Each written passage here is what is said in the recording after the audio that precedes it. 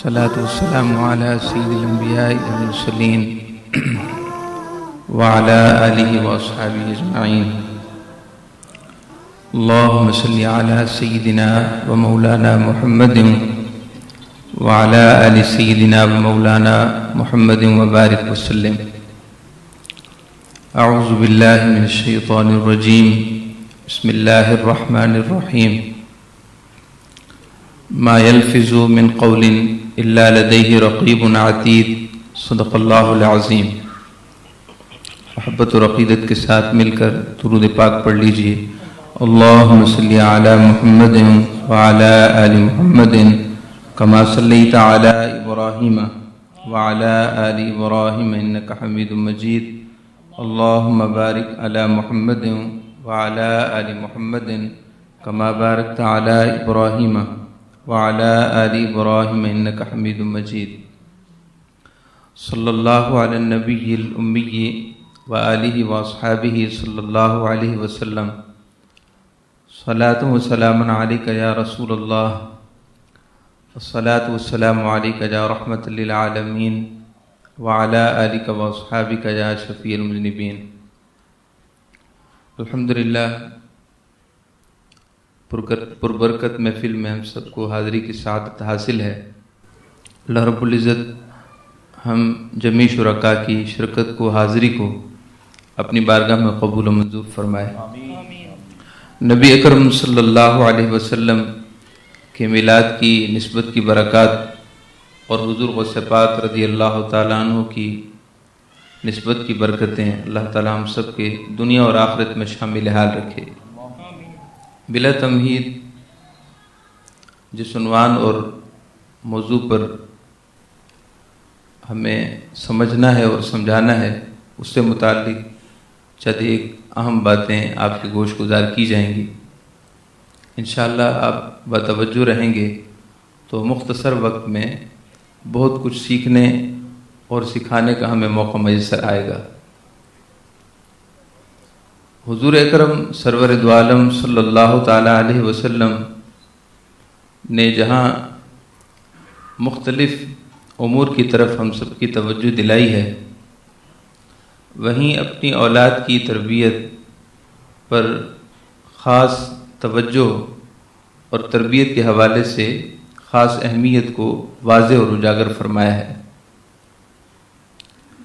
تربیت کسے کہتے ہیں، تربیت کیسے ہوتی ہے اور تربیت میں کیا کیا چیزیں اور کیا کیا امور زیادہ اہمیت اور زیادہ تر اہم رہنے چاہیے، اس حوالے سے مختلف لوگ مختلف تھیوریز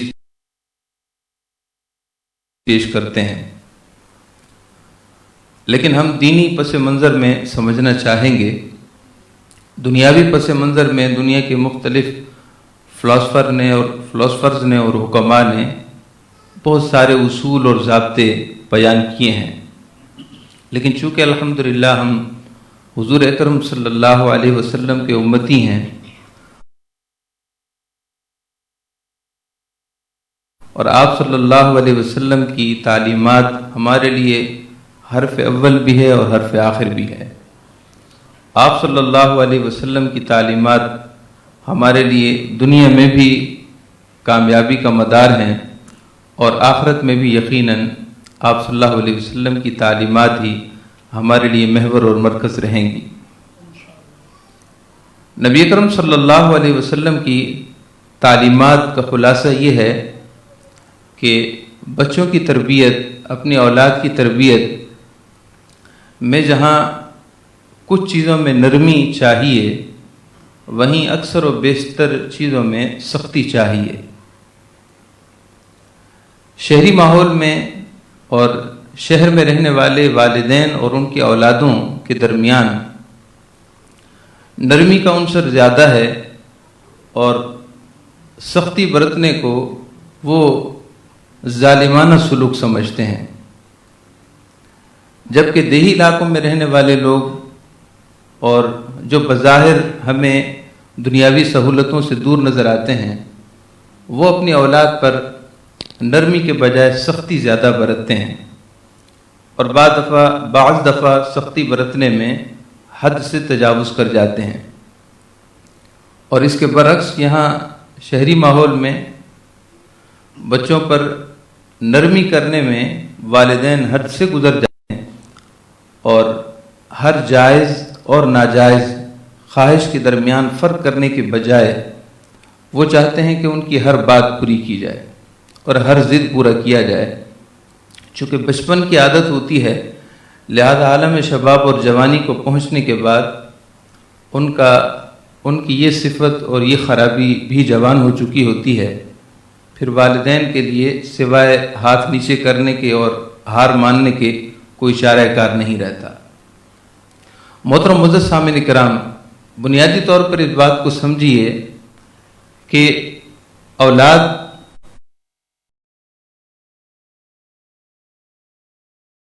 جب شعور کی عمر کو پہنچنا شروع ہوتی ہے، اس کی مثال نوزائیدہ ایک پودے کی طرح ہے۔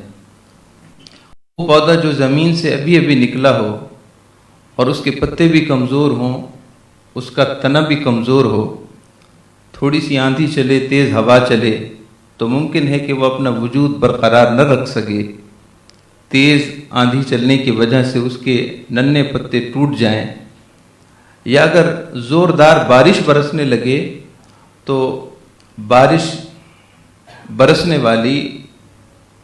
والے ان قطروں کا بوجھ بھی وہ برداشت نہ کر سکے اور ہو سکتا ہے کہ زمین دوز ہو جائے۔ چھوٹے بچوں کی مثال ایسے ہی ہوتی ہے۔ جس طرح ایک باغبان مالی اپنے ان قیمتی اور ننھے پودوں کا خیال رکھتا ہے، بہت زیادہ گرمی ہو تو گرمی برداشت نہیں کر سکیں گے، لہذا اس کو خیال رکھنا ہے، موسم کی مختلف نوعیتوں اور تغیرات سے اس کو بچانا ہے، بارش برسے، زیادہ آندھی چلے، طوفان کی صورت ہو، تیز ہوا کی صورت ہو، اسے ہر صورت میں اس کا خیال رکھنا ہے۔ والدین کی مثال ایک مالی اور باغبان کی طرح ہے۔ انہیں چاہیے کہ اپنی اولاد کی اس وقت خاص حفاظت کریں جب کہ وہ شعور کی عمر میں نوزائیدہ ہوں، شعور کی زندگی میں قدم رکھ رہے ہوں، ان میں احساس پیدا ہو رہا ہو، باتوں کو سمجھنا شروع کریں اور غصے کے لب و لہجے کو سمجھ جائیں، ایسے ہی خوشی کے ذائقے کو محسوس کر لیں۔ جب وہ اس کیفیت میں ہوں تو اس وقت حفاظت کی جائے۔ ہمارے ہاں کمزوری یہ ہے کہ ہم اس عمر میں جب کہ بچے میں احساس پیدا ہونا شروع ہوتا ہے، ہم اس میں اچھی صفات پیدا کرنے کی کوشش نہیں کرتے۔ مثلا بچے نے ضد کی کہ مجھے یہ چیز چاہیے، والدین یہ نہیں دیکھتے کہ یہ اس کے لیے چاہنا اچھا ہے یا برا ہے، بس اس کی ضد پوری کر دی۔ اس کے بعد پھر بچے نے دوسری بار جب کچھ چاہا تو اس چاہنے میں اس میں مزید شدت پیدا ہوئی، اب والدین نہ چاہتے ہوئے بھی اس کو دینے پر مائل ہو جاتے ہیں، اور تیسری، چوتھی اور پانچویں بار پھر ممکن ہی نہیں کہ بچے کی اس خواہش پر اسے روکا جائے۔ بچے کی طبیعت میں یہ بات آ جاتی ہے کہ میرے والدین میری ہر بات مانیں گے، چنانچہ پھر وہ ان امور کی طرف بڑھنا شروع کر دیتا ہے جو بعض دفعہ بچے کے لیے دنیاوی اعتبار سے یا دینی اعتبار سے سخت نقصان دہ چیزیں ہوتی ہیں، لیکن والدین مجبور اور بے بس ہیں۔ بچہ جیسے جیسے عمر کے تقاضے کو بڑھتا گیا، جیسے جیسے وہ ننھے پودے سے ایک درخت بننے کے مرحلے کی طرف بڑھنے لگا، ویسے ویسے والدین کی تربیت جواب دینے لگی۔ ہمیں یاد ہے کہ ہمارے اساتذہ اور ہمارے والدین نے خاص توجہ دلائی کہ جب بچے بچپن کی عمر میں ہوں تو ان کی تربیت پر خاص نگاہ رکھی جائے۔ ان کی ہر ضد پورا کرنے کا مطلب ان کو ضدی بنانا ہے، ان کی ہر خواہش پورا کرنے کا مطلب ان کو خواہش پرست بنانا ہے، اور ان کی ہر بات ماننے کا مطلب یہ ہے کہ تم جو کچھ کہہ رہے ہو ٹھیک کہہ رہے ہو، گویا کہ وہ اپنی رائے کو سب سے بہتر جانتے ہیں، اپنی سوچ کو آخری سوچ سمجھنے لگتے ہیں، اور پھر وہ یہ سمجھتے ہیں کہ جو کچھ ہم سوچیں وہی صحیح، اور جو کوئی اور سوچے اس کے بارے میں سوچنے کا انہیں وقت نہیں۔ ہم جب جوانی میں ہوتے ہیں، عالم شباب میں ہوتے ہیں، یا عملی زندگی میں قدم رکھتے ہیں، تو بعض خرابیاں ہمیں کوئی سمجھائے بھی تو نہیں سمجھ میں آتی۔ مثال کے طور پر اگر کسی میں تکبر ہو، اس کو بہت دفعہ سمجھانے کی کوشش کی جائے کہ آپ کی اس فعل میں تکبر ہے، وہ کبھی نہیں سمجھے گا، اس لیے کہ اب وہ وقت گزر چکا جب اسے سمجھانا چاہیے تھا۔ اب وہ وقت آ گیا ہے کہ اب وہ سمجھ نہیں سکتا۔ حضور اکرم صلی اللہ علیہ وسلم نے اپنی احادیث طیبہ میں 10 چیزوں کی طرف توجہ دلائی ہے کہ اولاد میں 10 چیزیں پیدا کرنی چاہیے، کوشش کرنی چاہیے تربیت میں، اور 10 چیزوں سے بچانا چاہیے۔ سب سے پہلی بات یہ ہے کہ بچوں میں صبر اور تحمل، ان کے مزاج میں صبر اور تحمل پیدا کرنے کی کوشش کریں۔ اگر وہ کوئی چیز مانگیں اور ان کی فورس ہو کہ فوراً لائی جائے تو فوراً نہ لائیں۔ انہیں کہیں کہ بیٹا صبر سے کام لو، تحمل سے، بیٹا صبر کرو، کچھ انتظار کرو۔ انتظار کرنے کا مادہ ان میں پیدا کیا جائے۔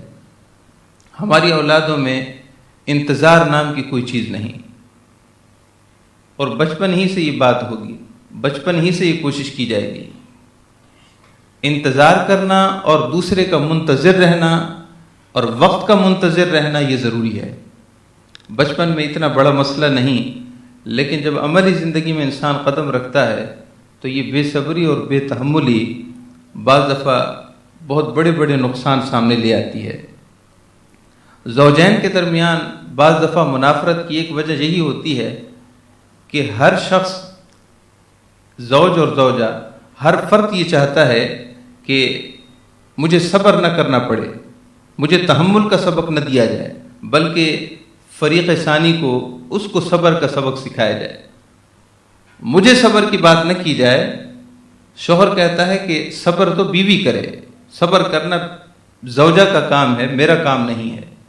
اور دوسری طرف زوجہ کا بھی یہی تقاضا ہوتا ہے کہ شوہر صبر کرے اور تحمل سے کام لے، مجھے بے صبری کا طعنہ نہ دیا جائے۔ یہ سب کیوں ہوا؟ اگر شروع ہی سے اولاد کی تربیت اس نہج پر کی جاتی کہ ان میں تحمل اور صبر ہوتا، تو پھر بڑے ہو کر وہ تحمل اور صبر بڑے پیمانے پر نقصان نہ کرتا۔ تو پہلی بات یہ ہے کہ اولاد میں بے صبری نہ پیدا ہو، ان میں صبر اور تحمل پیدا ہو۔ دوسری بات یہ ہے کہ غصہ، ہمارے ہاں ہمارے بچوں کو غصہ بہت جلدی آتا ہے۔ اس پر حوصلہ افزائی نہیں کرنی چاہیے، حوصلہ شکنی کرنی چاہیے۔ بچپن میں بعض دفعہ جب بچے 2 سال کی عمر میں، 2.5 سال کی عمر میں بچے جب غصے میں توڑ پھوڑ کرتے ہیں یا غصے میں کچھ ایسا فعل کرتے ہیں تو والدین اس پر ہنستے ہیں، مسکراتے ہیں۔ اس پر بچہ یہ سمجھتا ہے کہ شاید میں نے کوئی اچھا کام کیا ہے، میں کوئی کارنامہ انجام دے رہا ہوں جس پر میرے والدین خوش ہو رہے ہیں۔ اور پھر جب بعض دفعہ غصے کی نوبت بڑی عمر میں سامنے آتی ہے، 5-6 سال کی عمر میں، اور پھر والدین سمجھانے کی کوشش کرتے ہیں تو اب وہ کیسے سمجھے؟ پہلے غصہ اگر 1% تھا، اب وہ 5% ہو چکا ہے یا 10% ہو چکا ہے، لہذا اس میں بچہ کیسے سمجھے؟ اولاد کو کبھی غصہ نہ ہونے دیں، بلکہ ان کے غصے پر ان کی حوصلہ شکنی کر کے، بیٹا یہ اچھی بات نہیں ہے، آپ کی عمر چھوٹی ہے، آپ کو غصہ زیب نہیں دیتا، لہذا آپ صبر سے کام لیں، اور جس بات پر آپ کو غصہ آ رہا ہے اس پر آپ کو غصہ نہیں آنا چاہیے۔ آپ اپنے والدین سے ادب سے کہہ سکتے ہیں کہ مجھے یہ چیز چاہیے یا مجھے یہ چیز کرنی ہے، اگر اچھی ہوگی تو ٹھیک ہے، ورنہ آپ کو صبر سے کام لینا ہوگا۔ آپ کو یاد نہیں کہ نبی اکرم صلی اللہ علیہ وسلم کی بارگاہ میں حسنین کریمین حاضر تھے؟ حسنین کریمین میں سے کوئی ایک شہزادہ حاضر تھا، اور صدقہ کی کھجوروں کے ٹوکرے میں سے ایک کھجور آپ کے نواسے نے اپنے دہن میں لے لی، اپنے منہ میں لے لی۔ نبی اکرم صلی اللہ علیہ وسلم نے فوراً سے اپنی انگشت مبارک ان کے دہن میں داخل کر کے وہ کھجور نکال لی اور ارشاد فرمایا کہ کخ باہر نکالو، ہم اہل بیت کے لیے یہ جائز نہیں ہے۔ حالانکہ چھوٹی عمر تھی، نبی اکرم صلی اللہ علیہ وسلم نے فوراً تربیتی معاملہ کیا، فوراً تربیتی مرحلے میں انہیں داخل کیا کہ آج اگر ان کو اجازت دے دی جائے اور شفقت اور محبت کا رویہ ان کے ساتھ اس معاملے میں برتاؤ کیا جائے تو ہو سکتا ہے کہ بعد میں کوئی خرابی کا پیش خیمہ نہ ہو۔ نبی اکرم صلی اللہ علیہ وسلم اولاد کی تربیت کے معاملے میں سختی برتتے تھے، اپنے نواسوں کے معاملے میں تربیتی مراحل میں سختی برتتے تھے۔ یہ ایک علیحدہ بات تھی کہ اللہ تعالیٰ نے آپ کے پورے گھرانے کو فطری طور پر خصائل حمیدہ ودیت فرما دی تھیں، ان سے کوئی وہ فعل سرزد ہی نہیں ہوتا تھا جو شان ادب کے خلاف ہو، لیکن آپ صلی اللہ علیہ وسلم کی نگاہ تربیت ہر لمحہ رہتی تھی۔ تو دوسری بات یہ ہے کہ اولاد کو غصہ نہ کرنے دیں، غصہ کرنا اچھا کام نہیں ہے۔ آج غصہ کم پیمانے پر ہے، کل بڑے پیمانے پر ہوگا۔ غصے کی مثال آگ کی طرح ہے، آج اگر آگ کی چنگاری ہے تو کل ایک بہت بڑا آتش کدہ بن سکتا ہے۔ لہذا اولاد کو غصہ کرنے سے بچائیں، ان کی اس فعل پر، عادت پر ان کو سخت تنبیہ اور سرزنش کی جائے، نہ یہ کہ مسکرائیں اور ہنسیں، اس سے اور زیادہ وہ آگے بڑھیں گے۔ دو باتیں۔ تیسری بات یہ ہے کہ بچوں کو ضدی اور ہٹ درم نہ ہونے دیں، بچوں کو ضدی اور ہٹ درم نہ ہونے دیا جائے۔ ضدی اور ہٹ درم اسی صورت میں بنتے ہیں جب ان کی ہر بات مان لی جائے، ان کو بتایا جائے کہ بیٹا دل میں آنے والی ہر بات نہیں مانی جاتی، جو مناسب ہو وہ مانی جاتی ہے، جو مناسب نہ ہو وہ نہیں مانی جاتی، تاکہ وہ اس تناظر میں حلت اور حرمت کا مقصد سمجھیں کہ اللہ اور اس کے رسول صلی اللہ علیہ وسلم کی طرف سے شریعت میں کچھ چیزیں کرنی ہوں گی جو جائز ہوں گی اور کچھ ناجائز ہوں گی۔ وہ جائز اور ناجائز کے فلسفے کو اسی عمر میں سمجھ جائیں، نہ یہ کہ جوان ہو جائیں اور اس کے بعد مسجد کے امام کو سمجھانا پڑے کہ بھئی یہ حلال ہے، حلال جائز ہے اور یہ حرام ہے، اس سے رکنا ہے۔ وہ اس وقت مسجد کے امام سے یا عالم دین سے دلیل طلب نہ کرے کہ میں نہیں جانتا حلال ہے یا حرام، مجھے بتائیے حلال ہے تو حلال کیوں اور حرام ہے تو حرام کیوں۔ وہ یہ سوال نہ کرے، اس کو بچپن ہی سے معلوم ہو کہ ہاں کچھ چیزیں ماننی ہیں اور کچھ چیزیں نہیں ماننی، میری کچھ باتیں مانی جائیں گی اور کچھ نہیں مانی جائیں گی، یہ دماغ میں اس کے بعد بیٹھی ہو۔ یا ہمارے ہاں یہ ہے کہ ہم اپنی بات کو آخری بات سمجھتے ہیں، اپنی رائے کو حتمی رائے سمجھتے ہیں، اپنے فیصلے کو آخری فیصلہ سمجھتے ہیں اور پیچھے ہٹنے کے لیے تیار نہیں۔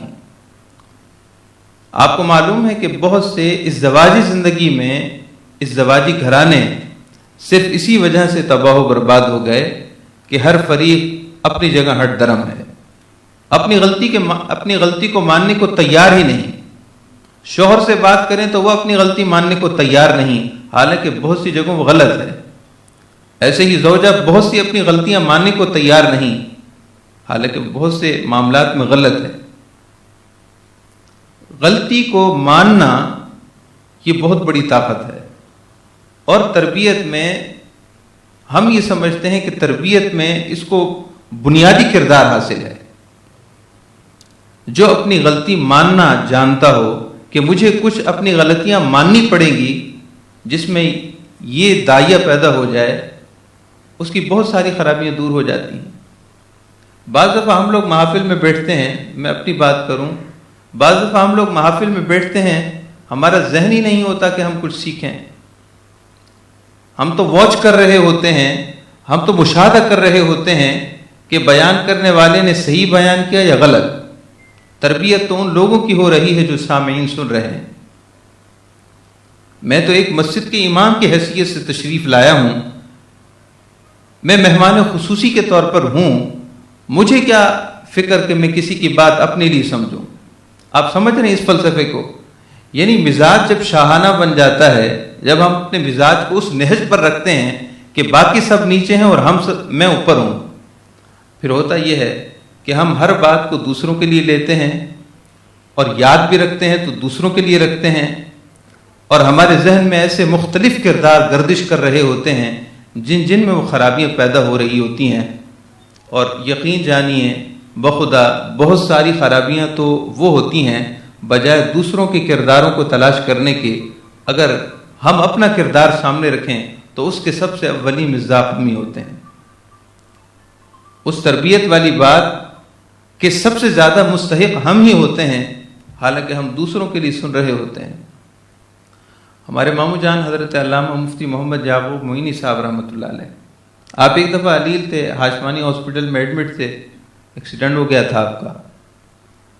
تو ایک دفعہ میں نے آپ سے عرض کی کہ ماموں جان یہ بتائیے کہ مساجد میں اتنے بیانات ہوتے ہیں لیکن مسجد کا عملہ اور مسجد کی انتظامیہ ان پر ذرہ بر اثر نہیں پڑتا، بلکہ جبکہ اس کے برخلاف مختلف لوگ آتے ہیں جاتے ہیں اور سارے بیانات سنتے بھی نہیں، ان پر بڑا اثر ہوتا ہے۔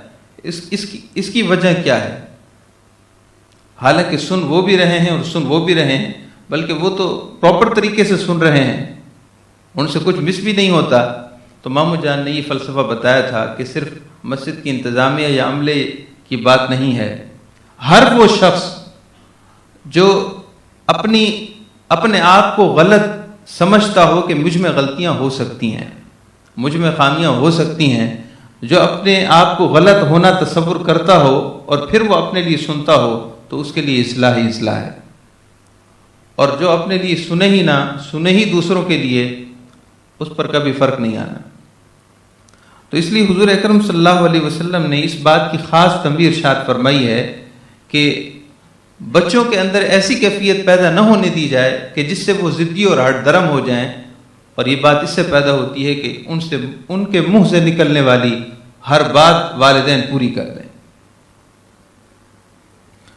چوتھی بات یہ ہے کہ بچوں کو خواہش پرست نہ بنایا جائے، بچوں کو خواہش پرست نہ بنایا جائے، بلکہ ان کو یہ سمجھایا جائے کہ بیٹا اللہ اور اس کے رسول صلی اللہ علیہ وسلم کے حکم کے پیمانے میں ہر خواہش کو پرکھو، اگر اجازت ہے تو ٹھیک ہے، اجازت نہیں تو اس سے کوسوں دور ہو جاؤ، تمہاری زندگی میں کبھی داخل نہیں ہونی چاہیے ایسی چیز، بجائے اس کے کہ ان کے اندر ایسی کیفیت پیدا ہو کہ کوئی گنجائش کا راستہ نکلے۔ ہمارے ہاں نوجوان گنجائش کے راستے اس لیے تلاش کرتے ہیں کہ بچپن میں ان کی تربیت ہی نہیں ہوئی کہ بیٹا جہاں اللہ اور اس کے رسول کا حکم آ جائے تو بس بات ختم ہو گئی، اب کوئی ما علیہ و ما علیہ کی بات نہیں ہے، کوئی گنجائش نہ تلاش کرو، اس کے بارے میں کوئی راستہ تلاش نہ کرو۔ جب اللہ اور اس کے رسول صلی اللہ علیہ وسلم کا حکم آ گیا تو کوئی راستہ نہیں۔ پانچویں بات یہ ہے کہ بچوں کو ناشکرا نہ بنائیں۔ بچے کہتے ہیں کہ یہ مجھے نہیں کھانا، ٹھیک ہے، اگر پسند نہیں ہے تو انہیں کہیں کہ کچھ لے لو، کچھ لے لو۔ بعض دفعہ بچے اتنے ناشکرے بن جاتے ہیں کہ وہ کہتے ہیں ہمیں یہ چیز نہیں کھانی، بعض دفعہ اٹھا کر پھینک دیتے ہیں، بعض دفعہ پاؤں مار دیتے ہیں۔ اس پر انہیں سخت تنبیہ کی جائے۔ کھانے پینے کے معاملات میں، لباس کے معاملات میں، اب آپ مسلسل بچے کو شاندار لباس پہنا رہے ہیں اور کبھی آپ نے ایسا لباس پہنا دیا جس کو وہ اپنے شایان نشان نہ سمجھے، اٹھا کر پھینک دیتا ہے، زمین پر پٹک دیتا ہے، مجھے یہ نہیں پہننا۔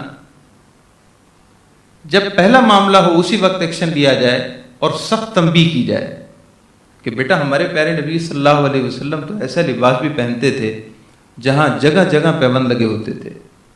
سیدنا عمر فاروق رضی اللہ تعالیٰ عنہ خلافت کے زمانے میں خطبہ ارشاد فرما رہے تھے، اگر کوئی کہے کہ آپ صلی اللہ علیہ وسلم کو لباس میسر نہ تھا، سیدنا عمر فاروق اس وقت آپ امیر المومنین تھے اور کافی رقبے پر آپ کی حکومت تھی، آپ کی خلافت تھی، لیکن اس کے باوجود تابعی بزرگ فرماتے ہیں میں نے آپ کے جسم پر پڑی ہوئی چادر پر 12 پیوند خود گن لیے، 12 پیوند میں نے اپنی آنکھوں سے گن لیے، جو میری نگاہوں سے اوجھل تھے وہ مجھے نہیں معلوم، 12 پیوند تو میری آنکھوں نے گن لیے کہ 12 پیوند ہیں، حالانکہ کیسر و کسرا آپ کے نام سے لرزتا تھا۔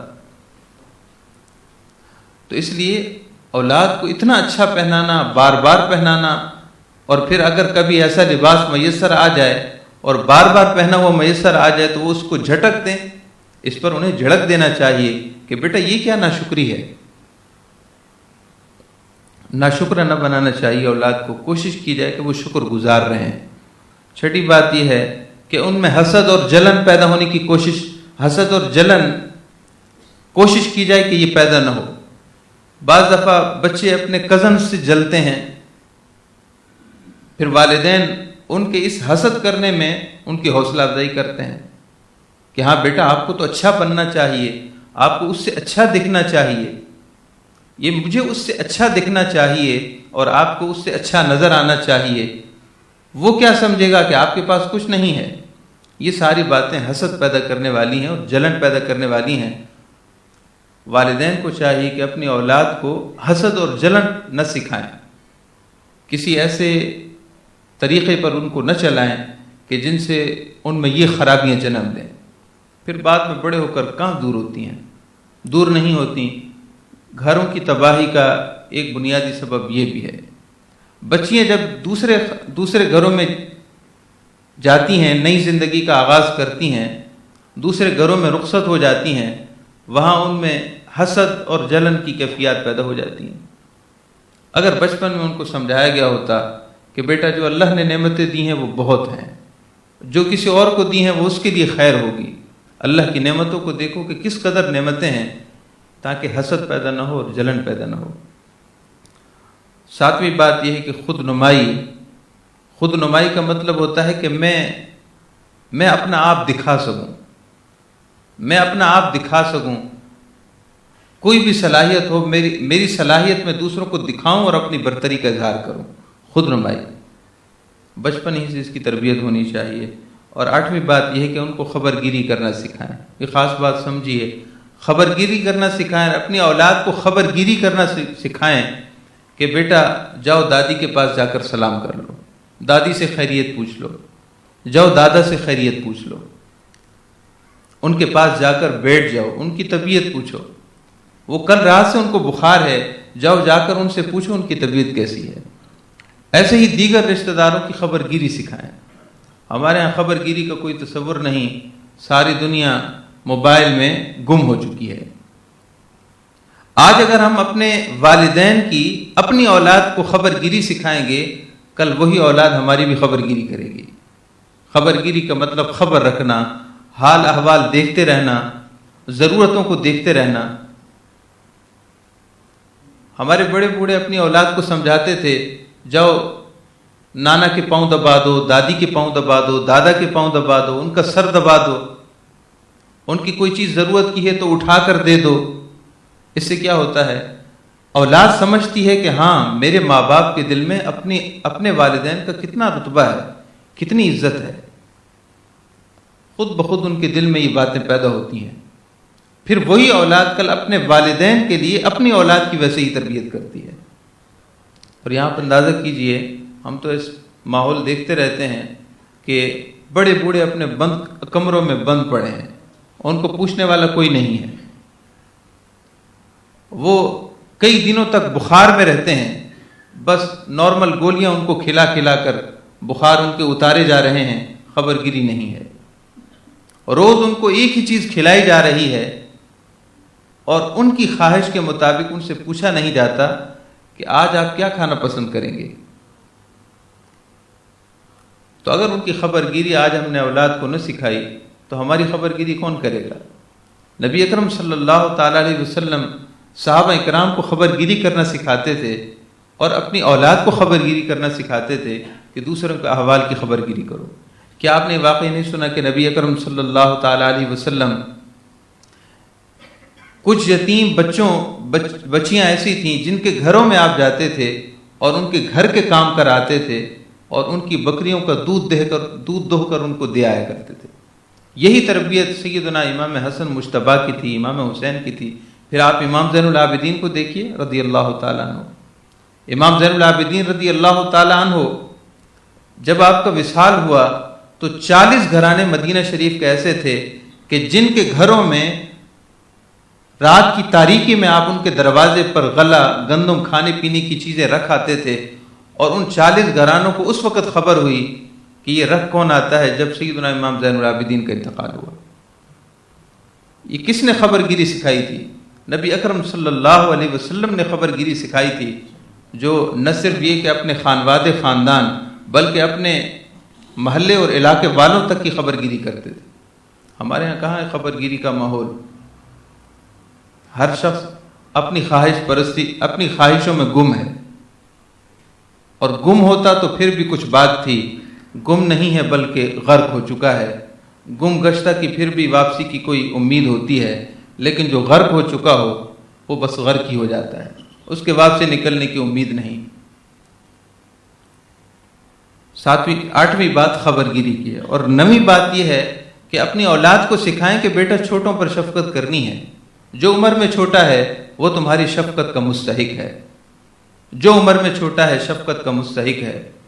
اس پر اصرار کا جذبہ پیدا کرنا چاہیے کہ بیٹا اگر تمہیں اس چیز کی ضرورت ہے تو تم چاہو تو اپنے سے کم عمر کو دے دو، وہ خوش ہو جائے گا۔ ایسے ہی اپنے اولاد کو اپنے بڑوں کا ادب سکھائیں۔ نبی اکرم صلی اللہ علیہ وسلم کا ارشاد گرامی ہے، من لم یرحم صغیرنا ولم یوقر کبیرنا فلیس منا، جو کوئی ہمارے چھوٹوں پر رحم نہ کرے اور ہمارے چھوٹوں پر رحم نہ کرے اور بڑوں کا ادب نہ کرے، وہ ہم میں سے نہیں ہے۔ من لم یرحم صغیرنا، جو ہمارے چھوٹوں پر رحم نہ کرے، ولم یوقر کبیرنا، اور اپنے بڑوں کی عزت اور احترام اور ادب نہ کرے، فلیس منا، وہ ہمارے طریقے پر نہیں ہے۔ تو کیا یہ کوئی وائی فائی سسٹم ہے کہ خود بخود پیدا ہوگا؟ ہم سمجھتے ہیں کہ خالی بس ایسے ہی چیزیں پڑھا دینے اور سمجھا دینے سے آ جاتی ہیں، ہرگز نہیں۔ کردار ادا کرنا ہوگا والدین کو، کردار ادا کرنا ہوگا اساتذہ کو، کردار ادا کرنا ہوگا ہر مربی کو، تربیت کرنے والے کو، کہ اپنے چھوٹوں کو یہ باتیں سکھائے کہ بیٹا چھوٹے پر شفقت کرنی ہے تو کیسے کرنی ہے، عملاً کر کے دکھائے۔ اب اگر ماں باپ میں یہ عملی خامی ہوگی کہ بڑوں کا ادب چھوٹوں پر شفقت نہیں کریں گے، تو وہ لاکھ زبان سے کہتے رہیں، اولاد پر کچھ اثر نہیں ہونا۔ ان ساری چیزوں کو آپ دوبارہ بھی ایک دفعہ ریپیٹ کر لیں۔ بچوں میں بے صبری نہیں آنی چاہیے، بچوں میں غصہ نہیں ہونا چاہیے، بچوں میں ضد اور ہٹ درمی کی کیفیت نہیں ہونی چاہیے، خواہش پرست نہ بنانا چاہیے اولاد کو، بلکہ اللہ اور خدا پرست بنانا چاہیے، اللہ اور اس کے رسول کے حکم کو ماننے والا بنانا چاہیے۔ ناشکری نہیں ہونی چاہیے، حسد اور جلن پیدا نہ ہونے دیا جائے اولاد میں، فوراً سے نکال کر باہر پھینک دیا جائے۔ خود نمائی کی کیفیت نہ ہو کہ میں اچھا دکھوں، میری برتری ہو، میری فوقیت ہو، یہ پیدا نہیں ہونے دینا چاہیے۔ خبر گیری سکھائیں، چھوٹوں سے پیار اور بڑوں کا ادب و احترام سکھائیں۔ انشاءاللہ یہ 10 باتیں اگر پیدا ہو جائیں تو اللہ کی رحمت سے یقین ہے کہ ہماری وہ اولاد جو بچپن میں ان خوبیوں سے چھوٹے پیمانے پر مالا مال ہوگی، جیسے جیسے بڑے ہوں گے یہ چیزیں بڑھیں گی، صفات بڑھیں گی، عادتیں بڑھیں گی۔ انشاءاللہ اگر کسی اللہ والے کی توجہ ہو گئی تو پھر وہ اللہ کے ولی بن جائیں گے۔ اللہ تعالی ہم سب کو عمل کی توفیق